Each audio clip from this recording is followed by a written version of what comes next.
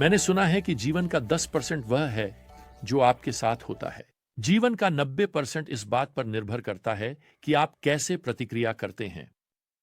तो उत्पत्ति अध्याय 40 हमें 3 प्रतिक्रियाएं, 3 चुनाव दिखाने जा रहा है जो जोसेफ करेगा और हमें भी करने की जरूरत है। अध्याय 40 अब हमें जेल में ले जाता है, जहां हम जोसेफ को फिरौन के कपड़े चखने वाले और मुख्य बेकर्स से मिलते हुए देखते हैं। ये 2 आदमी हैं जो खुद भी हाल ही में कैदी बने हैं और हमें नहीं बताया गया कि उनके अपराध क्या थे।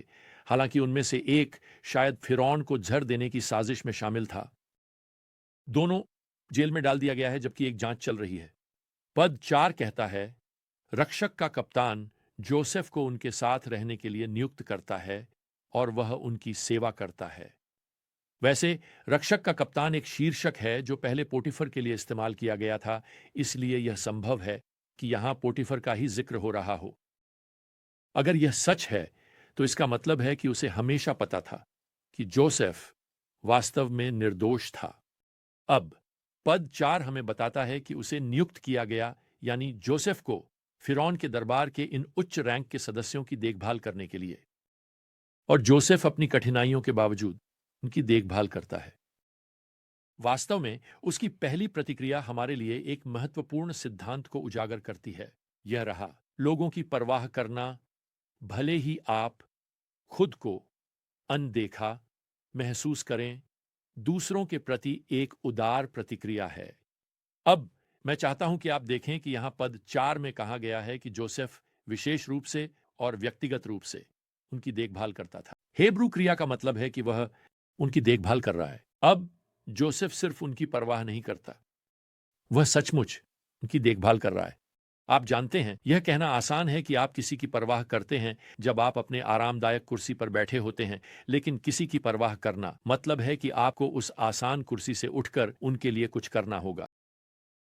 अब ज्यादा समय नहीं लगता है कि बेकर्स और कपड़े छकने वाले को ऐसे सपने आते हैं जो उन्हें परेशान करते हैं, और जब जोसेफ उनसे पूछता है कि वे क्यों निराश हैं, तो वे यहां पद 8 में जवाब देते हैं, हमारे पास सपने हैं और उन्हें व्याख्या करने वाला कोई नहीं है। और जोसेफ ने उनसे कहा, क्या व्याख्याएं भगवान की नहीं हैं? कृपया मुझे बताओ।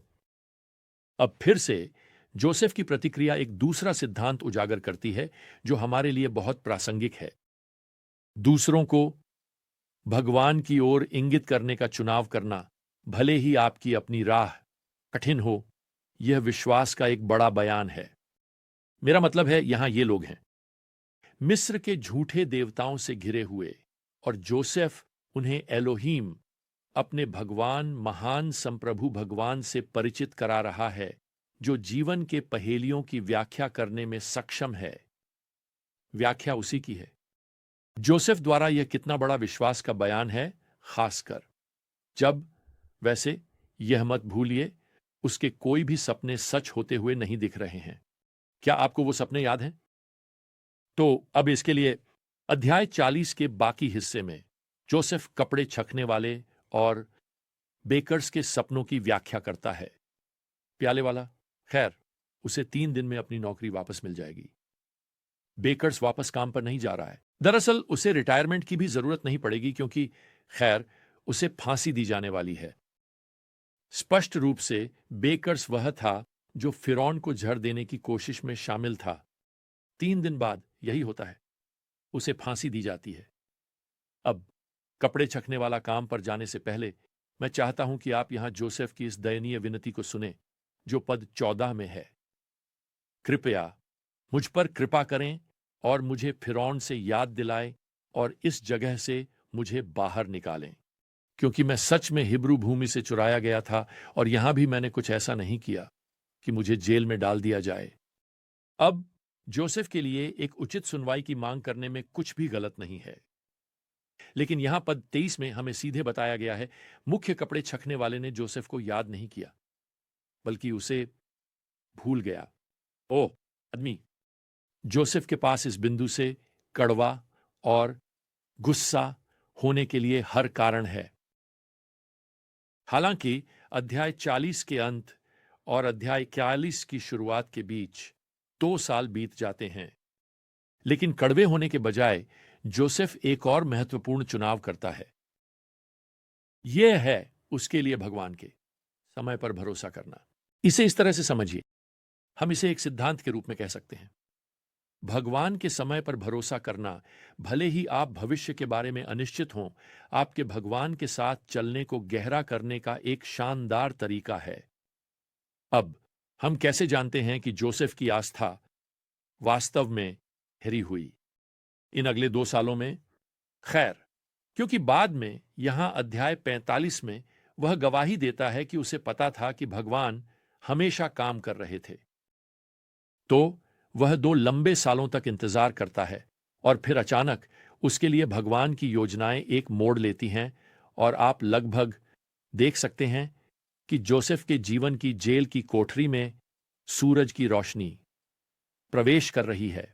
उत्पत्ति 41 की शुरुआत हमें बताती है, यहां पद 1 में 2 पूरे सालों के बाद फिरौन ने सपना देखा कि वह नील के किनारे खड़ा है और देखो, नील से 7 गायें निकलीं जो आकर्षक और मोटी थीं और वे काई के घास में चर रही थीं। और देखो, नील से 7 और गायें जो बदसूरत और पतली थीं उनके बाद निकलीं और नील नदी के किनारे दूसरी गायों के पास खड़ी हो गईं। और बदसूरत पतली गायें ने 7 आकर्षक मोटी गायों को खा लिया और फिरौन जाग गया।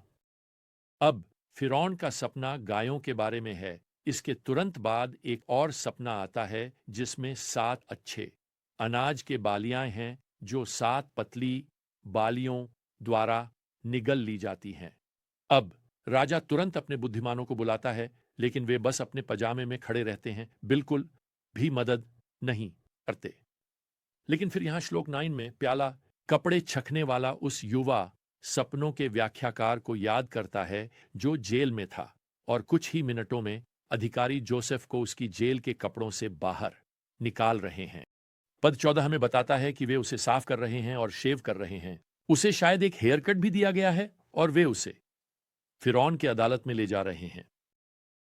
अब फिरौन और जोसेफ के बीच बातचीत पद 15 और 16 में शुरू होती है। फिरौन ने जोसेफ से कहा, मैंने सुना है कि जब तुम कोई सपना सुनते हो तो तुम उसे व्याख्या कर सकते हो। और जोसेफ ने फिरौन का जवाब दिया, ओह, यह मुझ में नहीं है। भगवान फिरौन को एक अनुकूल उत्तर देंगे। जोसेफ फिर इन भविष्यवाणी वाले सपनों की व्याख्या करता है कि खैर, मिस्र में 7 साल तक अच्छी फसलें होंगी और इसके बाद 7 साल का अकाल आएगा। और जोसेफ यहां यह बहुत स्पष्ट करता है कि भगवान इसके पीछे हैं, इस व्याख्या के पीछे। पद 25 में वह कहता है, भगवान ने फिरौन को बताया है कि वह क्या करने वाला है। पद 28 में वह कहता है, भगवान ने फिरौन को दिखाया है कि वह क्या करने वाला है। और फिर पद 32 में जोसेफ कहता है, यह बात भगवान द्वारा निश्चित की गई है और भगवान इसे जल्द ही पूरा करेंगे। दूसरे शब्दों में, फिरौन, तुम मिस्र के मालिक नहीं हो, तुम जीवन पर नियंत्रण में नहीं हो, और सफलता, तुम्हारे देवता अच्छी फसलें पर नियंत्रण में नहीं है, मेरा भगवान। और इसके अलावा जोसेफ फिरौन से कहता है, तुम्हें बेहतर होगा कि तुम इन अच्छी फसलों का प्रबंधन करने के लिए किसी को नियुक्त करो ताकि खाना सही तरीके से संग्रहित हो सके और फिर अकाल के 7 सालों के दौरान उपलब्ध हो सके। फिरौन जाहिर तौर पर इतना समझदार है कि उसे पता है कि वह कोई और नहीं बल्कि जोसेफ होना चाहिए। और वह यहां जोसेफ से कहता है पद 29 में, खैर, चूंकि भगवान ने तुम्हें यह सब दिखाया है, तुमसे अधिक समझदार और बुद्धिमान कोई नहीं है, तुम मेरे घर के ऊपर रहोगे। अब सोचो, कुछ घंटे पहले जोसेफ जेल में बैठा था और अब वह प्रधानमंत्री है। मेरा मतलब है, वह अंततः भगवान का चुना हुआ नेता है जो न केवल मिस्र बल्कि इज़राइल के राष्ट्र को भी भूख से बचाने के लिए है। जोसेफ गॉड्स योजना से मसीह को पेश करेगा। भगवान की वाचा की योजना आगे बढ़ रही है ताकि एक दिन इस्राएल राष्ट्र के माध्यम से, जो भूख से नहीं मरेगा, मसीह को दुनिया के सामने पेश किया जा सके। तो जोसेफ, वह पोटीफर के घर से जेल के घर और फिर फिरौन के घर जाएगा। भगवान जोसेफ को हर कदम तैयार कर रहे थे। अब मुझे नहीं पता कि भगवान इस समय आपके जीवन में क्या कर रहे हैं, लेकिन मैं जानता हूं कि रास्ते में हमें और आपको 3 धार्मिक विकल्प बनाने की जरूरत है। पहला, लोगों की परवाह करना, भले ही आपको खुद की परवाह न की जा रही हो। यह एक कृपालु प्रतिक्रिया है। दूसरा, दूसरों को भगवान की ओर इंगित करना, भले ही तुम्हारा अपना रास्ता कठिन हो। यह विश्वास का एक महान बयान है। और तीसरा, भगवान के समय पर भरोसा करना, भले ही तुम अपने भविष्य के बारे में अनिश्चित हो। तो यह भगवान के साथ अपने संबंध को गहरा करने का एक अच्छा तरीका है। तो अगली बार तक प्रभु यीशु मसीह की कृपा, भगवान का प्रेम और पवित्र आत्मा की संगति आप सभी के साथ रहे। आमीन।